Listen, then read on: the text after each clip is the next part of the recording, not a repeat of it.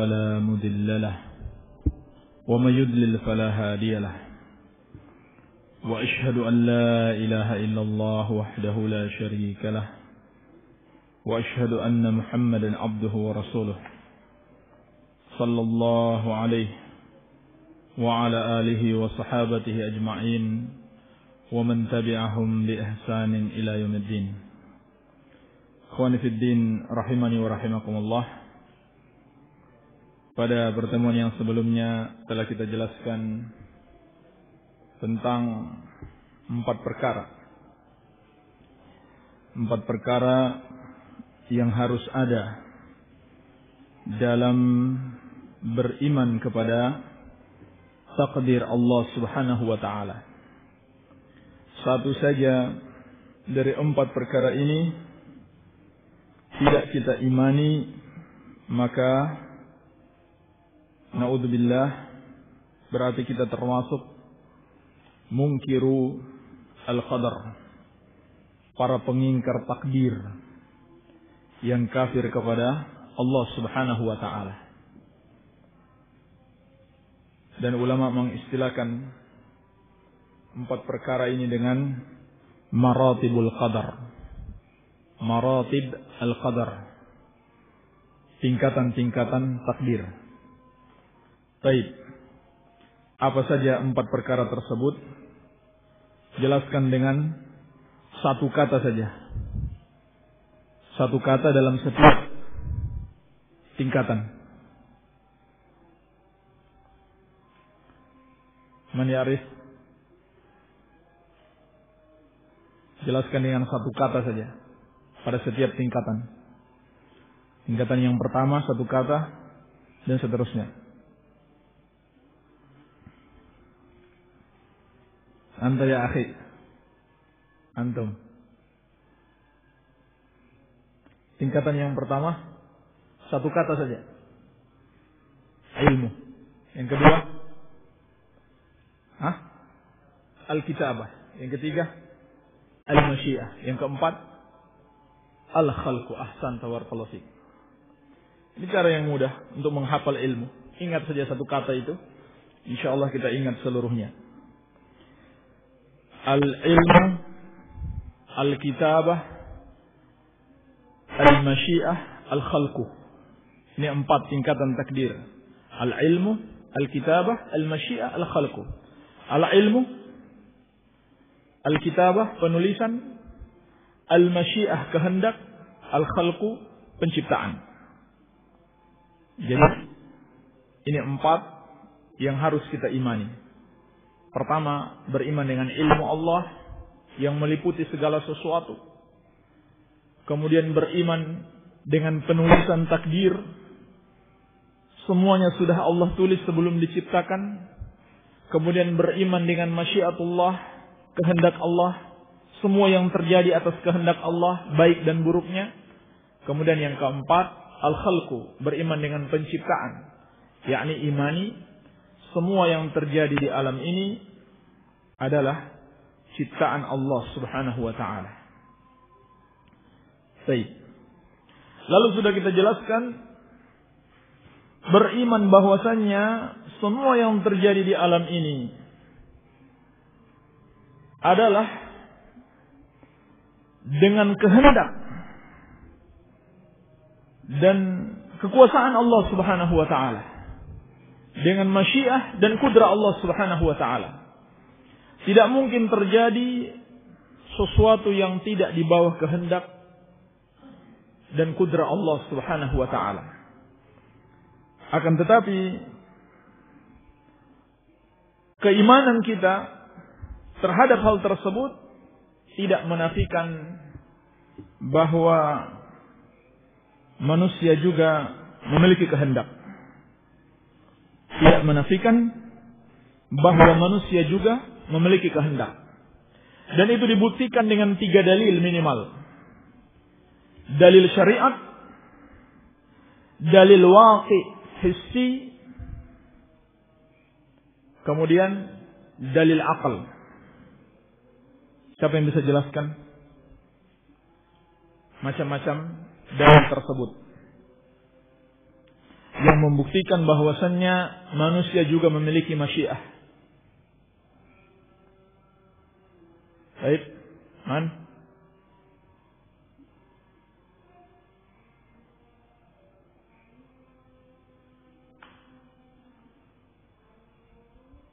Dalil yang pertama, dalil syariat.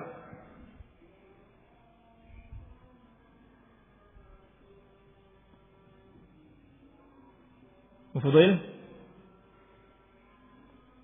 Boni.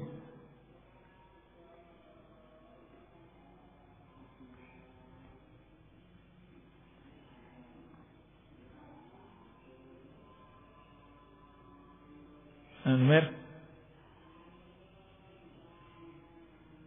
Dalilnya? Jazakallahu khair. Fattaqullaha mastata'tum. Fattaqullaha mastata'tum. Iya. Dalil yang lain. Antum akhi.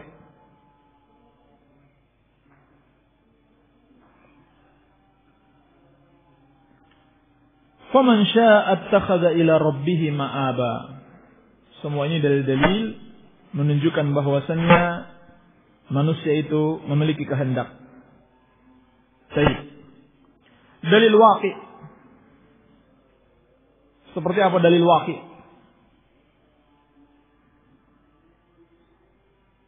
Samping antum. Siapa namanya? Siapa? Iman. Iman. Masya Allah Iman. Fadal. Baik, labas. Baik. Itu dalil syar'i.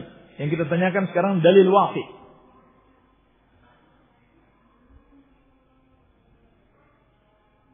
Antum hadir enggak? Kan lalu? Enggak hadir. Baik. Belakangnya antum. Gimana akhi? Dalil waqi'. Nah, Abu Fudail lagi. Dalil waqi'.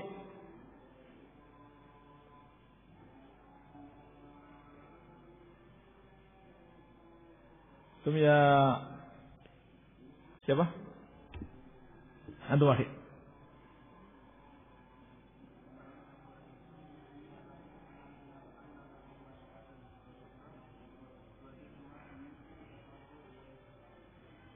Contohnya?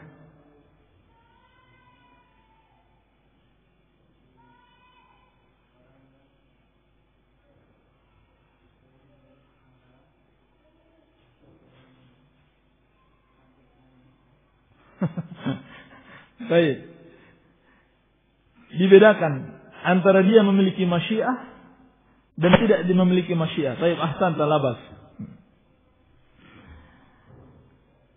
Sekarang contoh, dia tidak memiliki masyiah, tidak memiliki kehendak di situ. Seperti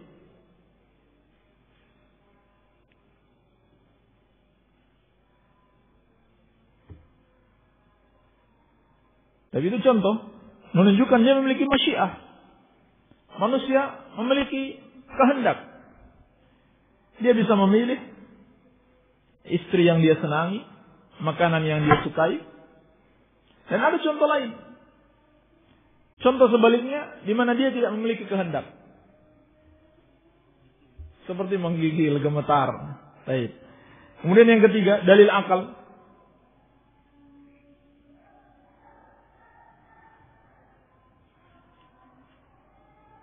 Siapa namanya? Belakangnya antum. Siapa? Lupa lagi namanya. Fadhal antum. Dalil akal.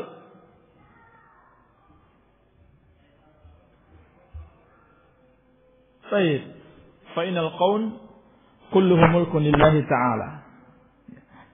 Ini dalil bahwasannya kehendak manusia di bawah kehendak Allah Subhanahu wa taala. Ya. Dalil akal bahwasannya kehendak manusia di bawah kehendak Allah Subhanahu wa taala. Karena alam ini seluruhnya di bawah kekuasaan Allah. Maka tidak akan mungkin terjadi sesuatu tanpa izin Allah Subhanahu wa taala. Baik. Kita lanjutkan insyaallah taala suatu pembahasan penting, dan ini termasuk bab yang perlu dipahami dalam masalah al-qadar. Pembahasan berikut ini adalah bab yang sangat penting dalam masalah al-qadar.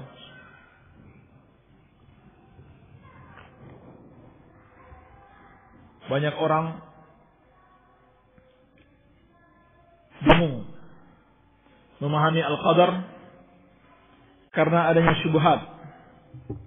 Maka di sini Al-Syekh rahimahullahu taala akan menjelaskan beberapa bantahan ilmiah terhadap berbagai syubhat dalam masalah takdir. Qala al-muallif rahimahullah, yani Syekh Ibnu Utsaimin rahimahullah, wal imanu bil qadar ala ma wasafna la yamnahu al-'abda hujjatan ala ma taraka min al-wajibat aw fa'ala min al-ma'asi. Kata beliau rahimahullah, dan beriman kepada takdir sebagaimana yang telah kami jelaskan tidaklah memberikan kepada seorang hamba suatu alasan. Baik. Anak-anak ini kayaknya perlu diamankan ya. Yang di belakang.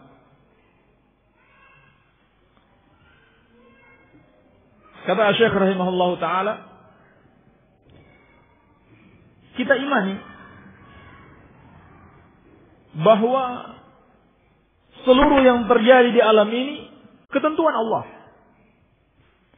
Tidak ada satupun yang lepas dari ketentuan Allah Subhanahu wa taala, baiknya dan buruknya. Jangan salah paham. Sebagaimana orang-orang yang mengatakan kebaikan itu ciptaan Allah, sedangkan keburukan ciptaan syaitan katanya.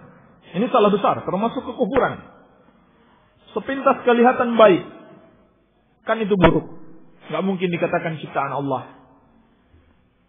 Bahkan itu termasuk kekufuran. Karena mengingkari takdir. Akan tetapi, keimanan ini tidak memberikan kepada seorang hamba suatu hujjah, suatu alasan, suatu argumen untuk meninggalkan kewajiban atau melakukan maksiat. Jadi tidak bisa seorang mengatakan, ini kan sudah takdir Allah, saya berbuat maksiat. Untuk apa dia katakan itu? Agar dia tidak bisa disalahkan. Dia tidak mau disalahkan. Dan dia tidak mau dihukum. Tidak mau dicela, tidak mau disalahkan, tidak mau pula dihukum. Kenapa? Karena menurut dia itu sudah takdir Allah Subhanahu wa taala. Sebab kita harus imani seluruh yang terjadi di alam ini adalah takdir Allah. Maka bagaimana membantah syubhat ini?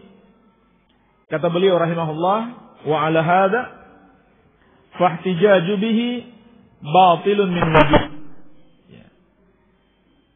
Untuk membantah syubhat ini, maka kita jelaskan berdalil dengannya, berdalil dengan takdir untuk melakukan kemaksiatan itu batil dari beberapa sisi. Al-awwal, sisi yang pertama. Qauluhu ta'ala, firman Allah Subhanahu wa ta'ala, sayaqulul ladzina asyraku "Lau sya'allahu ma asyrakna wala abauna wala harramna min syai'." Kata Allah Subhanahu wa taala, orang-orang yang menyekutukan Allah akan mengatakan, kalaulah Allah berkehendak, maka tentunya kami tidak bisa menyekutukannya. Jadi maksud mereka, ini sudah kehendak Allah. Kalau Allah tidak berkehendak, tentunya kami tidak bisa menyekutukannya. Demikian pula bapak-bapak kami. Dan tidak pula kami bisa mengharamkan apapun. Ini ucapan orang-orang musyrik dahulu. Meskipun makna ayat ini bisa jadi sebaliknya. Bisa jadi maknanya sebaliknya. Jadi mereka mengingkari takdir. Jadi maknanya ada dua. Dan dua-duanya ada di kalangan orang-orang musyrik dahulu. Bisa jadi maknanya mereka mau melegalkan perbuatan syirik dengan alasan takdir. Bisa jadi pula sebaliknya. Mereka mau mengingkari takdir. Sebab kalau betul Allah mentakdirkan, tentunya kami tidak menyekutukan Allah. Dan dua makna ini ada. Ini sudah kita bahas dalam pelajaran Masailul Jahiliyah. Baik. Maka inilah ucapan orang-orang musyrik. Mereka berdalil dengan takdir akan kesyirikannya. Allah Subhanahu wa taala membantah mereka, "Kadzalika kadzdzaba alladziina min qablihim hatta dzaqu ba'sana." Demikianlah telah berdusta orang-orang sebelum mereka sehingga mereka mendapatkan azab kami. Qul hal 'indakum min 'ilmin fatukhrijuhu lana? Katakan, apakah kalian memiliki ilmu yang bisa kalian keluarkan untuk kami?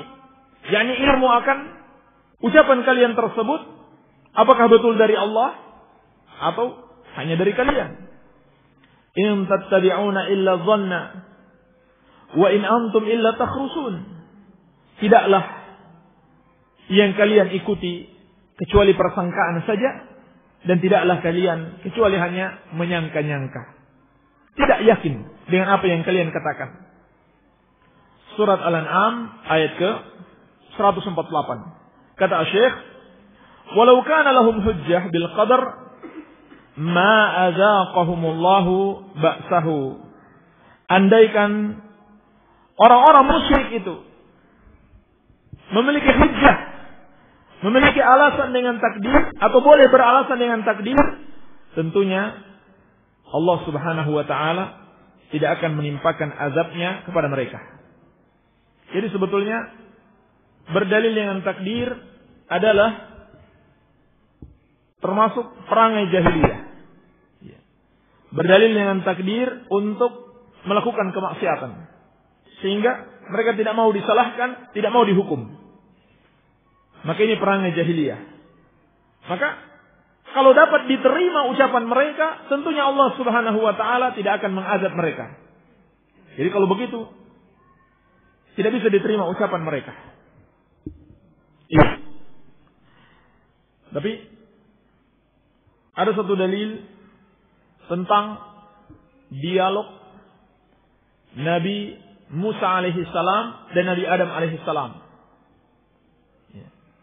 Di mana Nabi Musa alaihi salam menyalahkan Nabi Adam.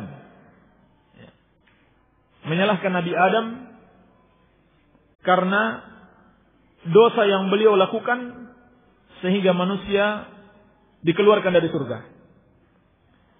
Maka Nabi Adam alaihissalam mengatakan kepada Musa,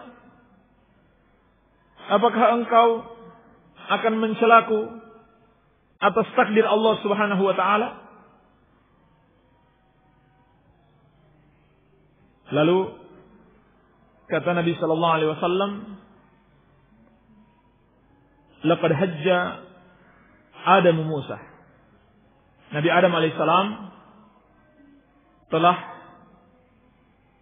memiliki suatu hujjah atas Nabi Musa alaihissalam. Artinya Nabi Musa kalah dalam berhujjah dengan hujjah takdir yang diucapkan Nabi Adam alaihissalam.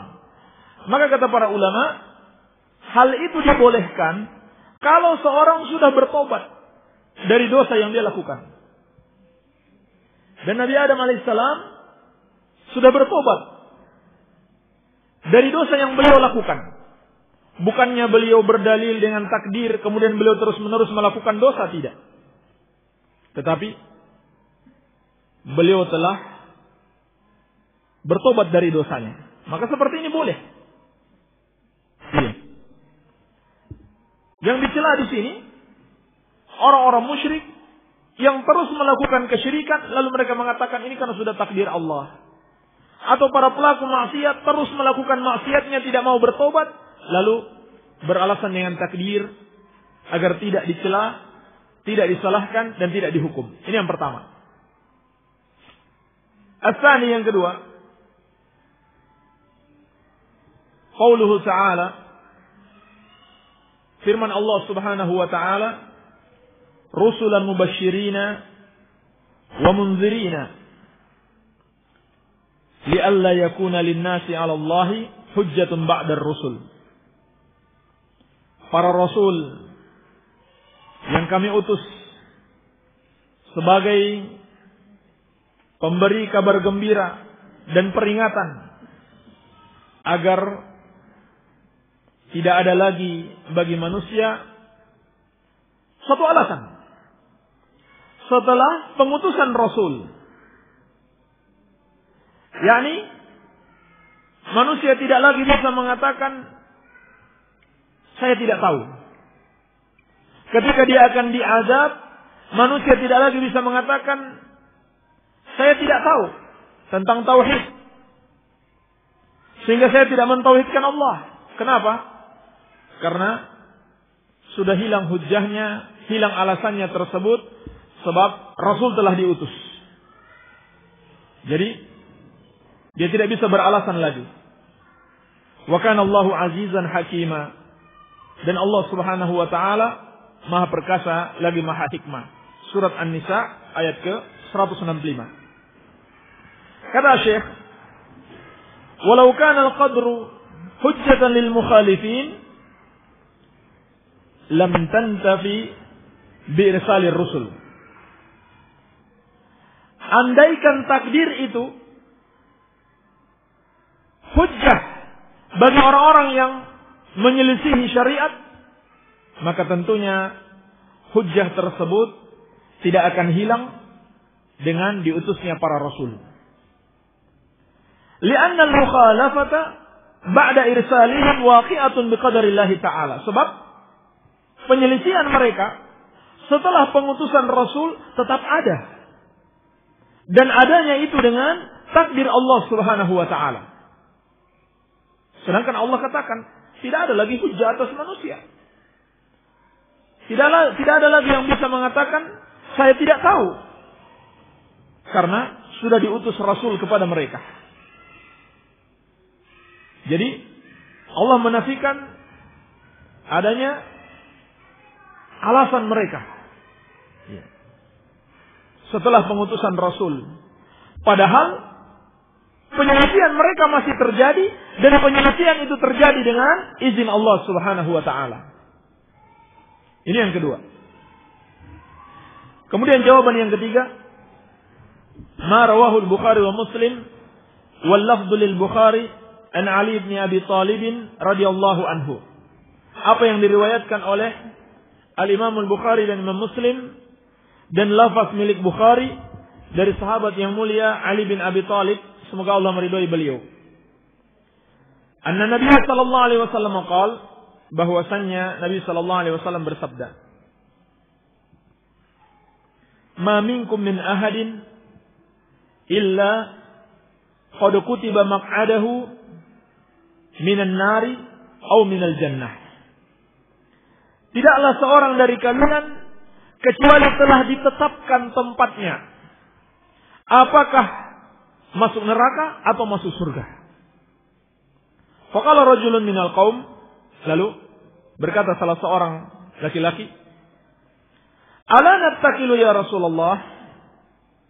tidakkah kami bergantung ya Rasulullah? Yakni bergantung kepada takdir tersebut. Karena sudah Allah tetapkan. Apakah kita akan masuk surga dan masuk neraka, itu sudah Allah tetapkan. Sudah Allah tulis.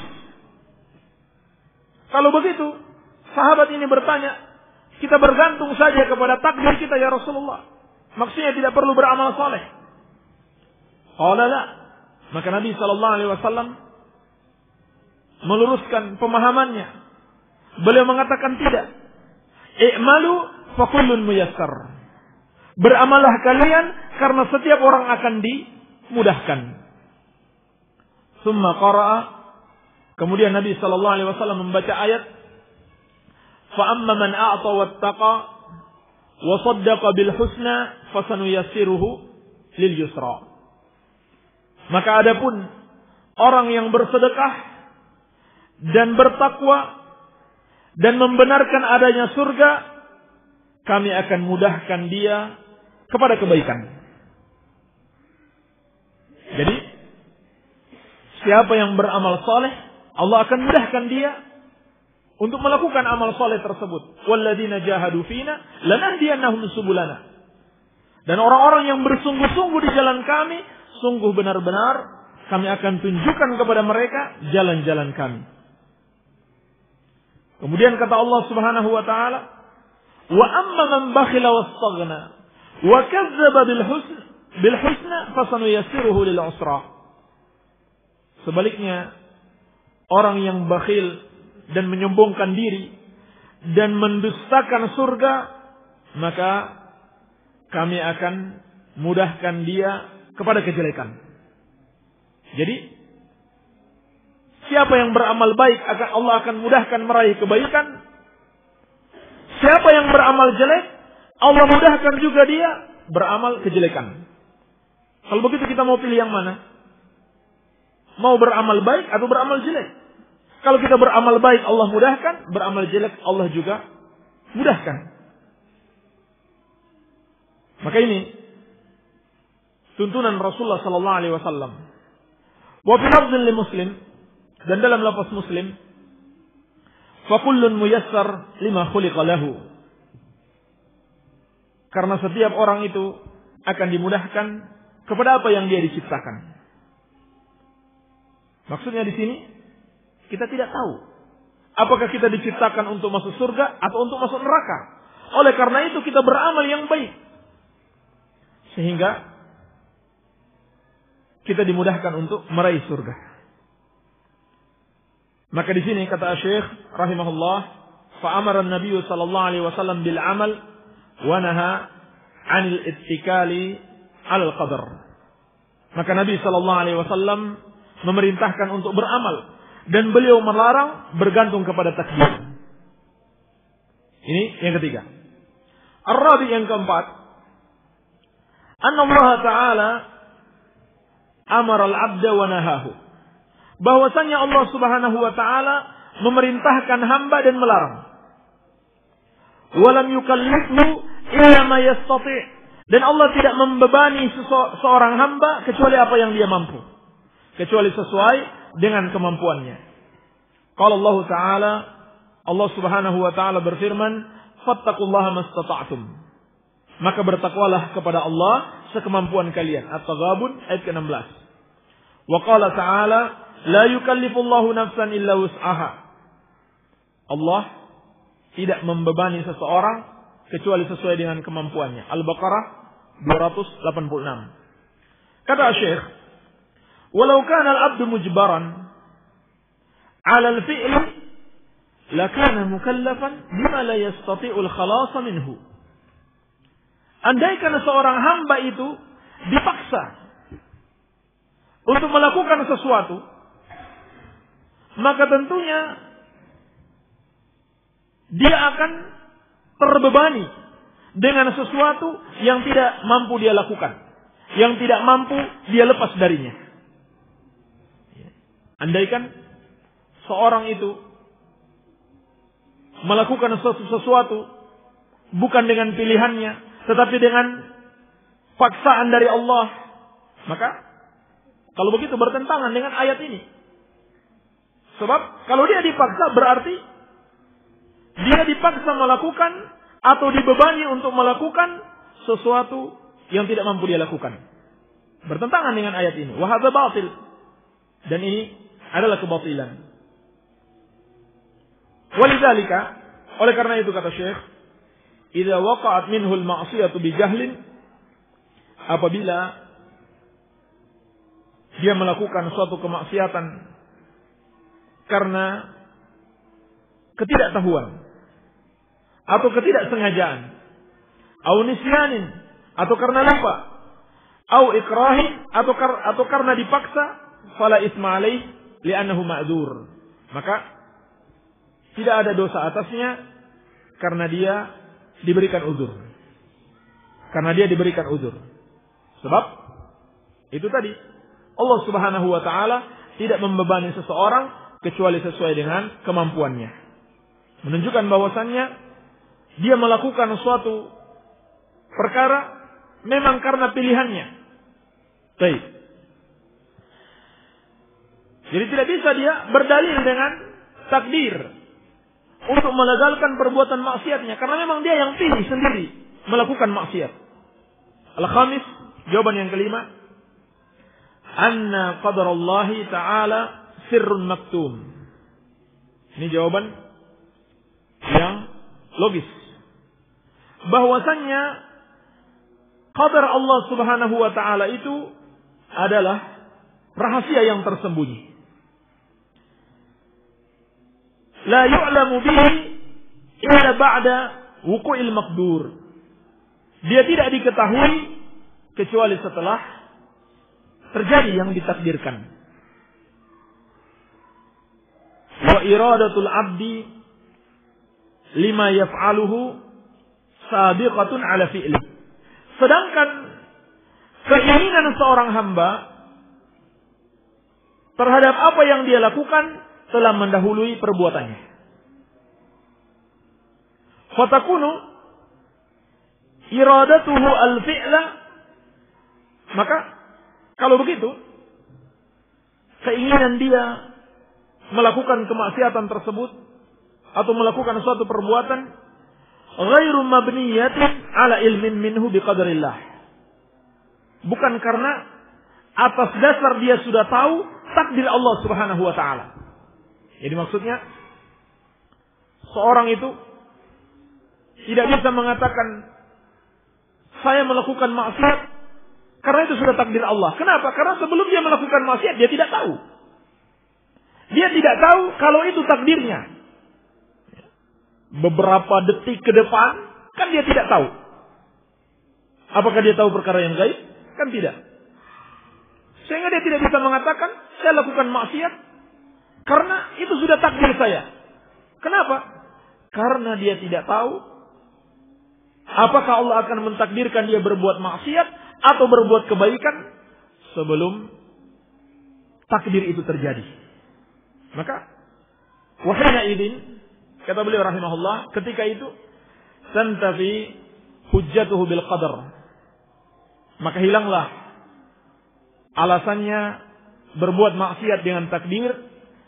Izla hujjata lil mar' fima la ya'lamu. Karena tidak ada hujjah bagi seseorang pada apa yang dia tidak ketahui. Jadi dia tidak bisa berdalil dengan takdir karena sebelum takdir itu terjadi dia tidak ketahui.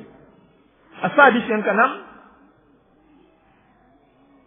annana naral insan, bahwasanya kita melihat seseorang yahrisu ala ma yula'imuhu min umuri dunyahu, sangat berkeinginan untuk meraih apa yang cocok baginya dalam perkara dunianya.